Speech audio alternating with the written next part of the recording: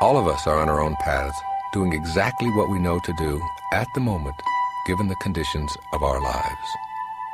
This means that we get past the idea of blame and fault-finding and begin to know that just because we are on one path and someone else is on a different one doesn't make anybody wrong.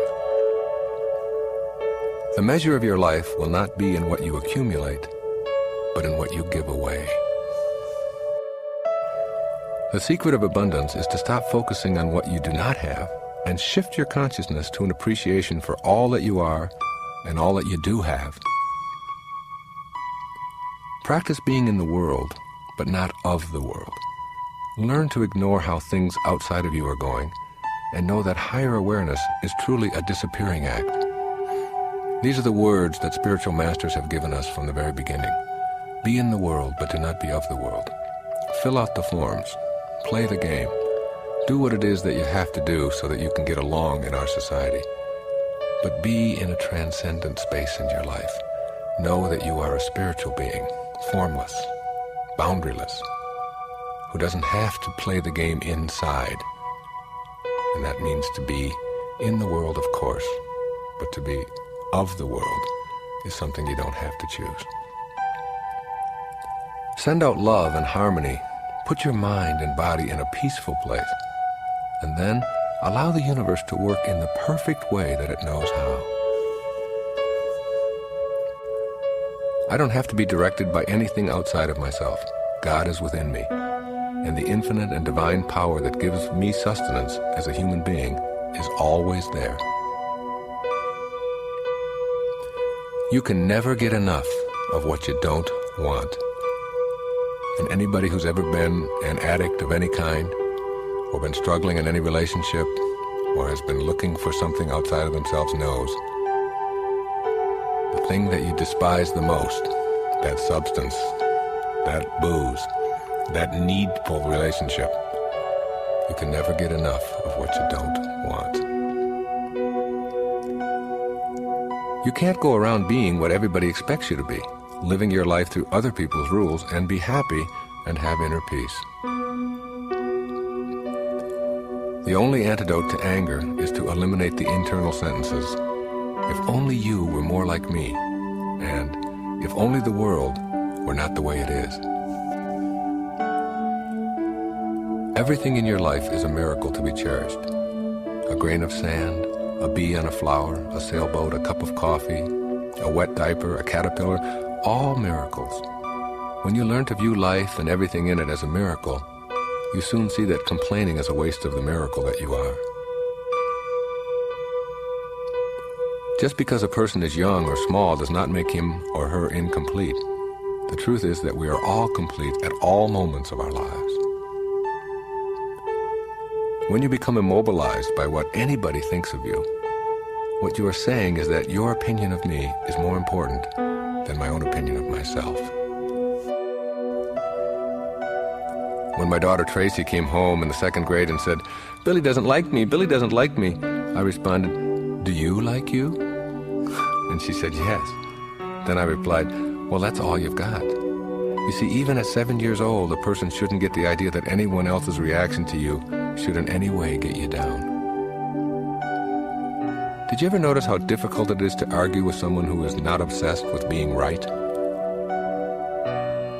Your suffering comes from needing things to be different.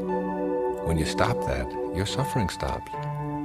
You can want things, but it is the needing that must go.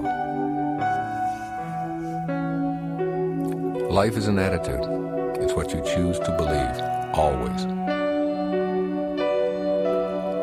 You can come to a beautiful temple every Sunday and you can practice all kinds of Bible sayings and you can label yourself with the most fantastic tags that you can come up with, but you won't find your heart in a temple if you don't have a temple in your heart.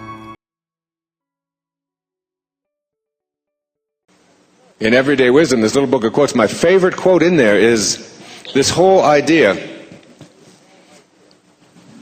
that if you really want to improve the quality of your relationships, whatever you pay to get in here tonight, just this one little sentence will really dramatically alter your relationships. And I'm not just talking about the person that you live with. I'm talking about people that you meet on the street, people that you work with, people that wait on you in restaurants, whomever they are. When you have the choice, and you always do, to be right or to be kind, just pick kind. It's a whole new paradigm. I no longer have to be right. Whew. Now there is a shift in awareness that will lead you to higher consciousness. Someone says, you really are an asshole. And you say, I appreciate you pointing that out. You know, I really do behave like a jerk a lot. And having someone to point it out to me really probably will help me to transcend that. It's very nice of you. The subtitle of my new book is called Making the Decision to Be Free. Making the decision to be free. Now, freedom, the best definition I ever heard of freedom was offered by Florinda Donner in a wonderful book called Being in Dreaming. And Florinda Donner defined it this way. She said, freedom is the absolute lack of concern about yourself. Now that's freedom. When I was walking with Marianne Williamson in Melbourne, Australia, just a few months ago, we toured Australia, speaking down there. And we went for a walk one day. My oldest daughter, was babysitting her little girl, Emma. And we went for a walk for about 2-3 hours, just talking about the tour and what we were going to do on the programs and all of that. And she said to me, out of nowhere, she said, come on, Wayne. She said, tell me, do you have any secret desires? Just like... Now, there was a time when someone asked me that question in a park, you know, a woman, I would have come up with sort of a crass remark.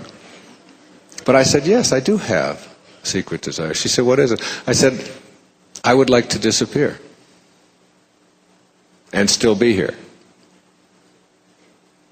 And I remember reading in some of Castaneda's later works saying that freedom is really a disappearing act. It's like you have to learn how to disappear your ego.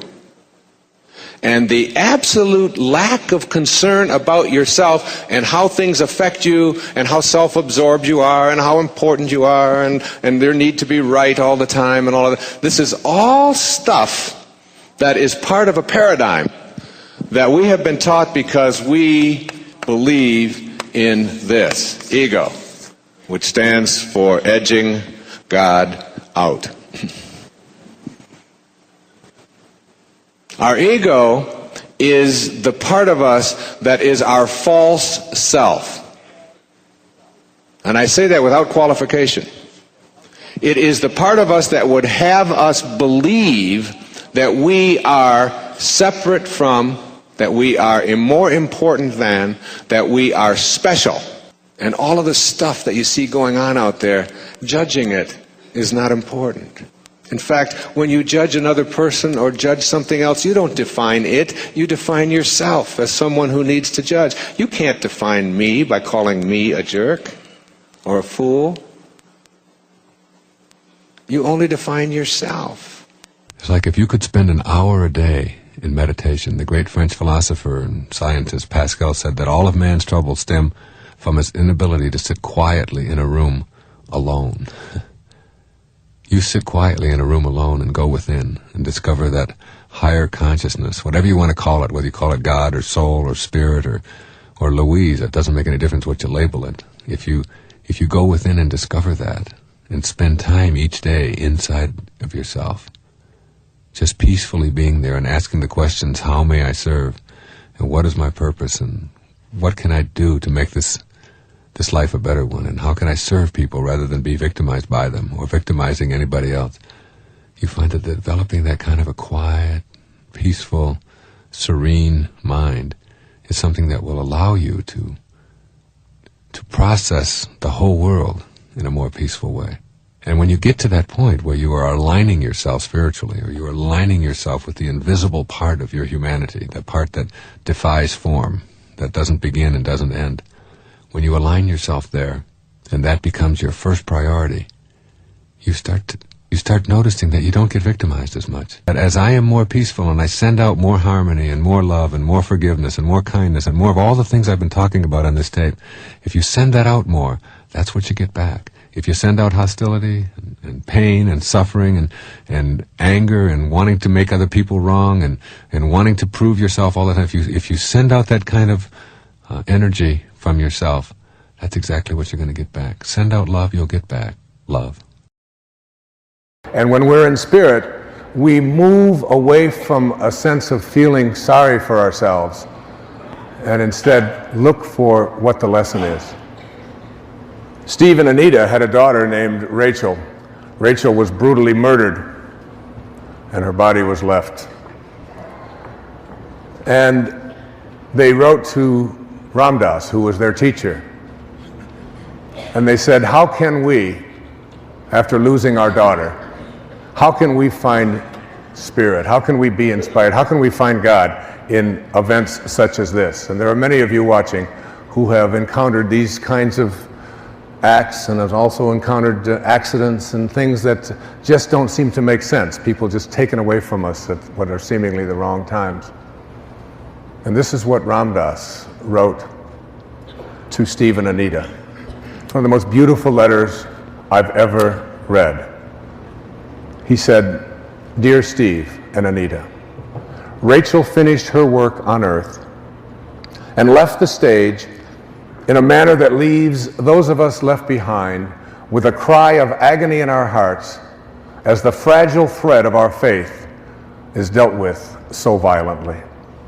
Is anyone strong enough to stay conscious through such teachings as you are receiving? Probably very few. And even they would only have a whisper of equanimity and peace amidst the screaming trumpets of their rage, grief, horror, and desolation. I can't assuage your pain with any words, nor should I. For your pain is Rachel's legacy to you. Not that she or I would inflict such pain by choice, but there it is, and it must burn its purifying way to completion. For something in you dies when you bear the unbearable, and it is only in that dark night of the soul that you are prepared to see as God sees, and to love as God loves. Now is the time to let your grief find expression, no false strength. Now is the time to sit quietly and speak to Rachel and thank her for being with you these few years and encourage her to go on with whatever her work is, knowing that you will grow in compassion and wisdom from this experience. In my heart, I know that you and she will meet again and again and recognize the many ways in which you have known each other. And when you meet, you will know in a flash what now it is not given to you to know, why this had to be the way it was. Our rational minds can never understand what has happened, but our hearts, if we keep them open to God, will find their own intuitive way. Rachel came through you to do her work on earth, which includes her manner of death. Now, her soul is free, and the love that you can share with her is invulnerable to the winds of changing time and space. In that deep love, include me. In love, Ram Dass. I just don't think writing gets any better than that. And for those of you who can't figure it out, perhaps just listening to those words and being able to find inspiration, even in the most horrifying of times, when you're in spirit, you have a different kind of a knowing, one that doesn't require you to continue to suffer. To remember that our desires don't arrive on our schedule. They arrive when they're supposed to. I'd like to close out this program on inspiration with all of these inspiring participants, with all of the wonderful help of all of you who have inspired me so much, with a quote from one of my great teachers, Ralph Waldo Emerson. We are very near to greatness. One step and we can be safe. Can't you take the one leap, just one leap? And from A Course in Miracles, I leave you with these beautiful words. There is a way of living in the world that is not here, although it seems to be. You do not change appearance, though you smile more frequently. Your forehead is serene. Your eyes are quiet. You walk this path as others walk. Nor do you seem to be distinct from them, although you are indeed. Thus can you serve them while you serve yourself. A new way of living, to be in spirit. Thank you for watching. God bless you.